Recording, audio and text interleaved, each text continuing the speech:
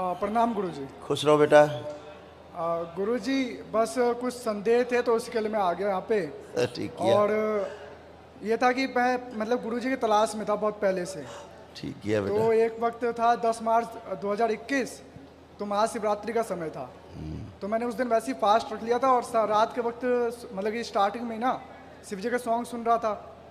तो बीच में क्या होता है कि आपका भी एक वीडियो आ गया था। तो उस वीडियो में जैसे मैं देखा कि बहुत सारे प्रेत वाली माताएं थी, वो बहुत दौड़ रही थी और आप अकेले चल रहे थे। तो मेरे को पहले लगा कि कौन से बाबा जी हैं अकेले इस, तो फिर मैंने हटा दिया, बोला भूत प्रेत का है ये नहीं देखना है।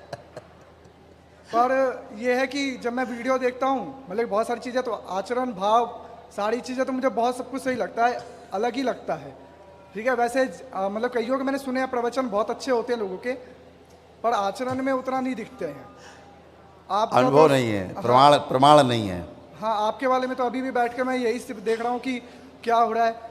पर यह है कि कुछ ज़्यादा ही वो मेरे को वो वीडियो मेरे को बड़ी विचलित कर देती है। जैसे परशुराम भगवान आ गए या फिर अभी आए थे परशुराम, अभी आए थे। पर तो ये अभी आए थे तो उस बच्चे का श्राप उन्होंने अपने में हजम कर लिया। अभी तो आए थे, तभी तो खड़ा होकर ठीक हुआ। बच्चा जो MSc करके पढ़ाता है, टीचिंग करता है, तो तड़प रहा था जिसको हम पिछले जन्म में ले गए। पिछले जन्म में स्त्री था। बहुत ज़्यादा ही आश्चर्य ऐसा लगता है कि ये कैसे, ये मुझे तो दिखता नहीं, तो मैं जिसको जानता नहीं मैं मानूँ कैसे, ये थोड़ा अजीब लगता है मेरे लिए।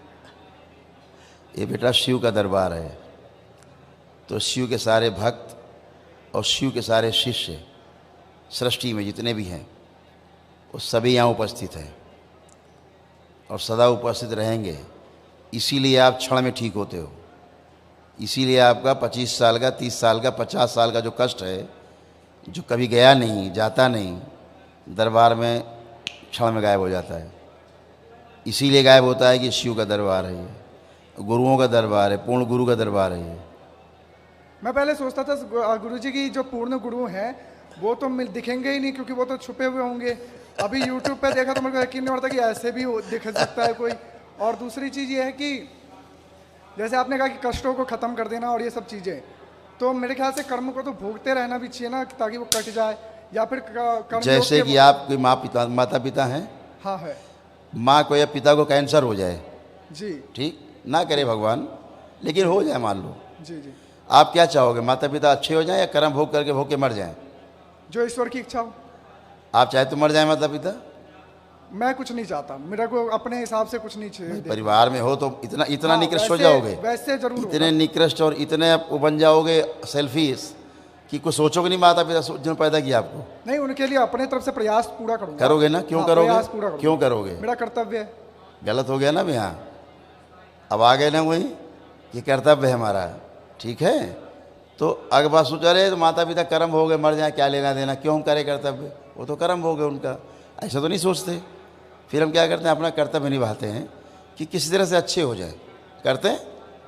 तो ये दरबार आपके कर्म भोग जो है निष्क्रिय कर देता है, तो आप उन कष्टों से बच जाते हो इस शरीर यात्रा के लिए। और गुरुजी निष्क्रिय करने से तो अगले जन्म के लिए बिल्कुल बचा हुआ है, जाएगा। बिल्कुल आपके कर्म भोग हैं, आप भोगना पड़ेगा, अगले जन्म भोगेंगे आप। तो क्या इसी जन्म में भोग लेना ही तो अच्छा होगा? उसी के लिए दीक्षा है। दीक्षा के द्वारा आप अपने कर्म भोगों निष्क्रिय जो किए हैं हमने उन्हें नष्ट कर सकते हैं, अपने तपोबल से नष्ट कर सकते हैं उस चीज को, अपने तपोबल से नष्ट कर सकते हैं। इसीलिए दीक्षा है कि अगले जन्म का ना बचे, अगला जन्म मिले ही ना, लेना ही ना पड़े, उसी के लिए दीक्षा है। इसीलिए हम यानी दरबार आपका भूतकाल और भविष्यकाल दोनों देखने बंद कर देता है। दोनों अभी चेक किया था आपने, अभी चेक कराया था, अनुभव कराया था अभी मैंने आपको। जी, जी, जी। तो ना भूतकाल देख पाए ना भविष्य देख पाए, वर्तमान में रह गए। यही ध्यान है, यही एक रास्ता है मुक्ति का, 84 लाख योनि से मुक्ति का। अगर आप नित्य वर्तमान में बने रहें तो हो गए आप ध्यानी, आप बन गए वशिष्ठ मुनि, हो गए विश्वामित्र। और क्या विश्वामित्र थे और क्या थे परशुराम, नित्य वर्तमान में बने रहते थे। वही ऋषि, वही का ऋषि का काम है, वही मुनियों का काम है, वही तपस्वियों का काम है। आप नित्य वर्तमान में नहीं रह पाते, या तो भूतकाल में रहते हैं या टेक ऑफ कर जाते हैं, भविष्य चले जाते हैं। यही तो सांसारिकता है। इसी से मुक्ति ध्यान है, इसी से मुक्ति मोक्ष है, यही दुखों से मुक्ति का कारण है। जब भूतकाल के बारे में आप सोचते हो तो पीड़ा होती है, भविष्य के बारे में सोचते हो तो चिंता होती है। कोई अच्छा मिलता है कुछ इससे? अच्छा नहीं मिलता कुछ। कहाँ अच्छा होता है? वर्तमान में रहना।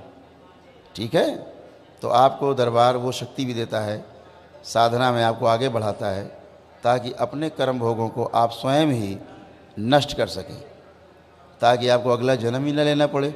और अगला जन्म तभी नहीं होगा जब तक आपके कर्म भोग सब निष्क्रिय जो पड़े हैं नष्ट नहीं हो जाएंगे सारे, तब तक आपके जन्म होते रहेंगे बार बार।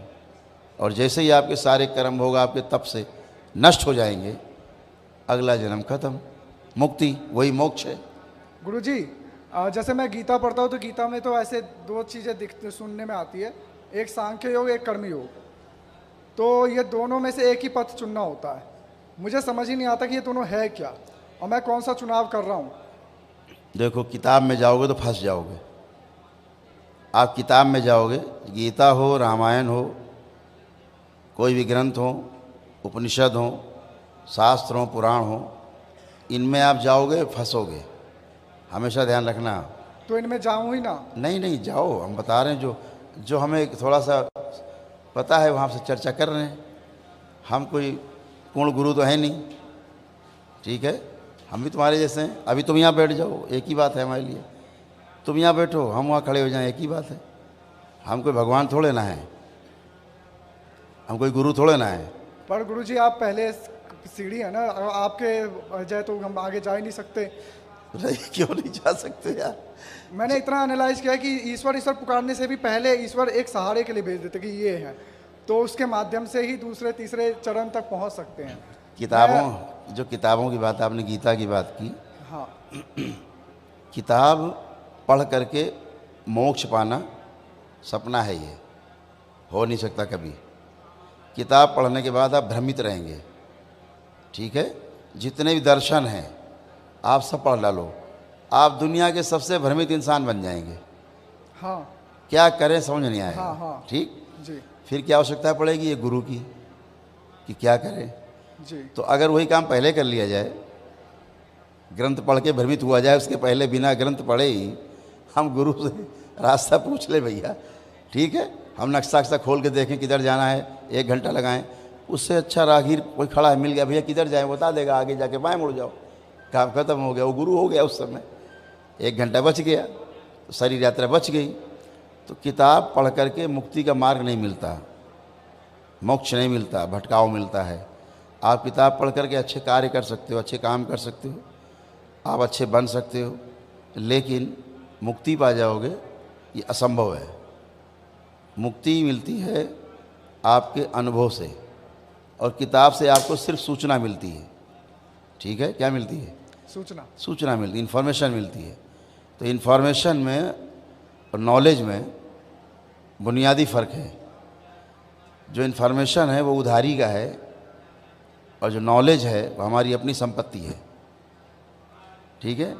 और जो हमारी संपत्ति है, हमारी ज़िंदा रहते भी, शरीर छोड़ देने के बाद भी ये संपत्ति साथ रहती है। सूचनाएं सब छूट जाती हैं, भाषाएं छूट जाती हैं, यादें सब बेकार की छूट जाती हैं, रिश्ते नाते छूट जाते हैं, लेकिन हमारे अनुभव जो हैं सत्य के हमारे साथ रहते हैं। वही जन्म जन्मांतर बढ़ते रहते हैं धीरे धीरे, और एक समय ऐसा आता है किसी जन्म में जब आप इनलाइटेंड हो जाते हैं, ठीक है। जैसे हमारे बच्चे में हमारे दरबार में ये तमाम बच्चे हैं, सब खड़े हैं, ये सब बैठे हैं, ये सब देखते हैं सूक्ष्म जगत को। ये सारे बच्चे सूक्ष्म जगत को देखते हैं, इत्मीनान से देखते हैं, खूब जैसे है वैसा दिखता है, ये सब देख लेते हैं, सब देखते हैं। कैसे देख पाते? कोई तपस्या साधना नहीं कर ली लोगों ने, इसके लिए कोई ने तपस्या नहीं की है, कोई साधना नहीं की है। ये सब पीड़ित बच्चे थे, एक टाइम में पीड़ा में आए थे, भरे हुए भयानक पीड़ा में। आज सब अच्छे हैं, इनके परिवार अच्छे हैं, अब स्वेच्छा से सेवा करते हैं। ये कोई दरबार से कोई पैसा नहीं लेते कि हमें रुपया मिलता हो, उनको कोई पैसा मिलता हो, चाहे देते तो लेते नहीं, सेवा में है, अपने मस्ती में है सारे बच्चे। इनके परिवार भी मस्त हैं कि हमारे बच्चे सेवा में हैं। लेकिन दरबार और पूरे सृष्टि को, पूरे ब्रह्मांड को, ब्रह्मांडों के आगे पार ब्रह्मांड है, वो सब देखते हैं बच्चे, ठीक है। लेकिन जब अभी तो ये उधार का है, अभी तो मान लीजिए हमने दे दी अपनी शक्ति, तो देख रहे हैं, ये मान लीजिए दरबार ने शक्ति दे दी, देख रहे हैं, ठीक है। अभी दरबार एक क्षण में कह देगा वापस, तो इनको दिखना तुरंत बंद हो जाता है। खड़े हैं, पूछ लो सबसे, एक क्षण में इन सबको दिखना बंद हो जाता है। ऐसा होता नहीं? बता दो भाई बच्चे को, एक क्षण में देखना बंद कर देंगे, फिर नहीं देख सकते कुछ। ये कितना प्रयास कर ले और फिर एक क्षण में देखो तो सब देखने लगते हैं। तो ये शक्ति गुरुओं की, पूर्ण गुरु कर सकता है ऐसा। बाबा, यहाँ बाबा दिखते हैं, इस आपको इस मर्त्यलोक में बात करते हैं बाबा बाबा, बाबा यहाँ ही नहीं। बाबा क्या देखोगे, कौन देखेगा? इस धरती में ऐसा कोई व्यक्ति विद्यमान नहीं शरीर में जो बाबा को अपनी इच्छा से देख सके। जिसको वो चाहते हैं वही उनको देख सकता है। वो पूर्ण गुरु हैं, ठीक है। वो शरीर रूप में भी रहते हैं, हाड़ मांस के शरीर में रहते हैं, ठीक है। तो अनुभव की बात है। अब हम आपको बताएंगे, आपको कल्पना लगेगी, वो हमारा अनुभव है, ठीक है। तो अनुभव श्रेष्ठ है। तो आप अनुभव करते जाएंगे, वही आपकी पूंजी है, वही आपको मुक्ति दिलाएगी, वही आपको रास्ता दिखाएगी, वही आप पे विश्वास पैदा करेगी। जैसे सुबह से आप बैठे हैं, आप देख रहे हैं, आपको लग रहा है क्या चमत्कार जैसा हो रहा है, लग रहा है धरती वैसे कहीं होता नहीं जो यहाँ दिखता है आपको होते हुए। कहीं देखा आपने होते हुए? नहीं। ऐसा होते हुए कहीं सुना आपने कभी? नहीं सुना। तो अब आपको चमत्कार जैसा लगता है, लेकिन दरबार कहता है कि इस सृष्टि में चमत्कार जैसी कोई वस्तु नहीं है और रहस्य नाम की कोई वस्तु नहीं है इस पूरे सृष्टि में। रहस्य, आप नियम को नहीं जानते हैं इसलिए आपको रहस्य लगता है। आपने कभी होते हुए नहीं देखा है, देख लेते हैं, चमत्कार लगता है। तो आप होते हुए नहीं देखे, इसका मतलब ये नहीं कि होता नहीं है, वो तो नियम है होने का। तो हर चीज़ का नियम है। ये जैसे आपके तमाम कष्ट रहते हैं शरीरों में, तड़प रहे हैं, सर्जरी के लिए जाना है, आप देखते हो चुटकी में काम खत्म हैं। 2700 साल पहले वो सर्जन थे सुश्रुत, वो दरबार में उपस्थित हैं। धन्वंतरी हैं जो भगवान माने जाते हैं आयुर्वेद के, अश्विनी कुमार है ब्रह्मा के पुत्र हैं, सब मौजूद हैं यहाँ। इसीलिए क्षण में चिकित्सा हो जाती है, एक क्षण में, और आप स्वस्थ हो जाते हैं। तो ये चमत्कार नहीं है, इस सृष्टि का नियम है। आपका सूक्ष्म शरीर जो है वो रोगी होता है पहले, उस रोग के बीज आपके कारण शरीर में रहते हैं। अगर कारण शरीर के बीजों को निष्क्रिय कर दिया जाए तो सूक्ष्म शरीर से उसका प्रभाव खत्म हो जाता है। फिर सूक्ष्म शरीर को ठीक कर दिया जाए, रोगी है जो, उसका प्रभाव स्थूल में रहता है, उसका इम्पैक्ट आता है आपके स्थूल में। करो अखंड ब्रह्मचर्य धारण करो पहले। अगर अखंड ब्रह्मचर्य धारण कर सकते हो तो कर सकते हो, कोई भी कर सकता है। करके तो देखो, उसकी शक्ति देखो क्या है। अखंड ब्रह्मचर्य की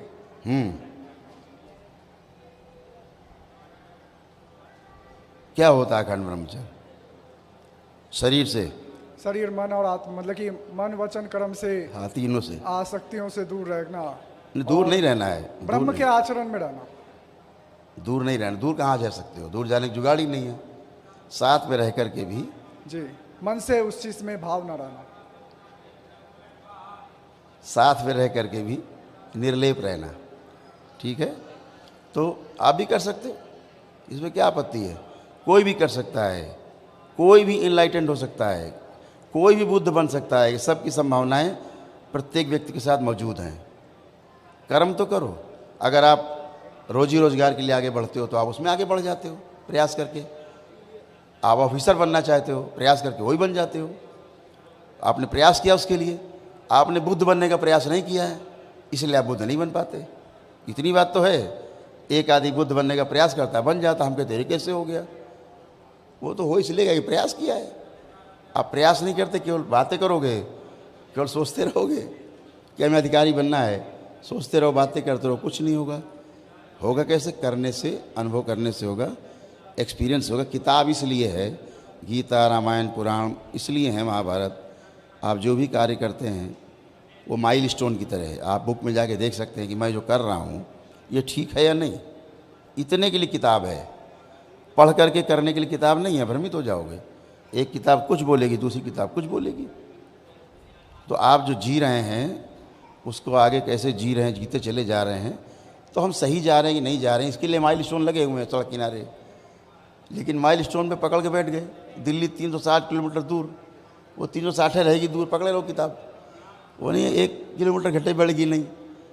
तो माइल स्टोन नहीं पकड़ना है, दिशा है। किताब दिशा देती है केवल, कि हमारे पूर्वजों ने किया, हमारे गुरुओं ने किया, उन्होंने पाया सत्य को, तो हम भी ऐसा कर सकते हैं। वो आपको केवल क्या करती, सपोर्ट करती है, एक विश्वास पैदा करती है ना। जैसे आप दिन भर यहाँ देख लो क्या होता है, आपके अंदर विश्वास जागता है। जितने नए बच्चे आते हैं, पढ़े लिखे बच्चे, हम उनको बहुत ध्यान देते हैं कि वो बच्चे बैठें और देखें। तो उनको विश्वास नहीं कराना चाहते, हम अनुभव कराना चाहते हैं कि वो देखें कि ये भी एक समस्या है बड़ी, कि डॉक्टर क्या करेगा इसमें। जैसे आपने तमाम समस्याएं देखी, इसमें डॉक्टर साहब क्या कर सकते हैं? कुछ नहीं कर सकते। ये ज़िंदगी भर बेचारे तड़पते रहेंगे, रोग दिन भर बने रहेंगे, 24 घंटे बने रहेंगे, मरते दम तक बने रहेंगे, चिकित्सा होती रहेगी, मर जाएंगे। समझ रहे हैं? जैसे परिवार एक अभी आया, ट्रेन से एक्सीडेंट हुआ, गिरे पूरा पर, सबको चोटें थी, सबको कष्ट थे। अभी वो कष्ट कहाँ चले गए? कोई दवा नहीं लगाई हमने, कोई इंजेक्शन नहीं लगाया, हमने छुआ भी नहीं उनको। 20 फीट दूर खड़े हो हमसे आप 20 फीट की दूरी पर खड़े हो, कैसे चले जाते हैं रोग और कष्ट? क्योंकि ये रोग और कष्ट सारे नकली हैं, इसलिए चले जाते हैं, है ना। दूसरों के रोग और कष्ट हैं, पितरों के हैं, जो आश्रित शक्तियाँ रहती उनके हैं, जो जैसे मरा है, मृत्यु के समय के जो उसके अनुभव हैं वो उसके साथ गहरे में छपे हुए हैं, वो आप में छप जाते हैं आपके साथ रहने के कारण, उनकी स्मृतियाँ रहती हैं। आप वैसे ही बन जाते हो रोगी, स्मृति निकाल दो, आप निरोगी हो जाते हो। इसमें कौन सा चमत्कार है? ये तो विज्ञान है। बस इस विज्ञान को समझने की कोशिश नहीं की जा रही है। तो इसका अर्थ ये नहीं कि विज्ञान नहीं है, वो तो है ही इसमें, लेकिन कोई चमत्कार नहीं है। ठीक है, कहाँ तक पढ़ाई की आपने? मैंने गुरुजी मैंने बीकॉम किया है, और वैसे मैं पढ़ाता हूँ मैथ, साइंस, इंग्लिश बच्चों को। थोड़ा बहुत बढ़िया काम है, अकेडमी को में पढ़ाता बहुत बढ़िया काम है। शिक्षा कैसी भी हो, शिक्षक का काम बहुत जिम्मेदारी का है। सबसे बड़ा काम, हम पढ़ लिख के हम भी शिक्षक बनना चाहते थे, नहीं बन पाए, रह गए, फोकट काम घूम रहे हैं। नहीं तो जो शिक्षक होते कहीं। आप तो अलग ही गुरु देव बने हो और कह रहे हो शिक्षक बनना है। खुश रहो बेटा, कोई कष्ट हो बताओ? नहीं, कोई कष्ट नहीं है। खूब खुश रहो, मस्त रहो। कहाँ रहते हो आप? मैं दिल्ली में शालीमार विलेज,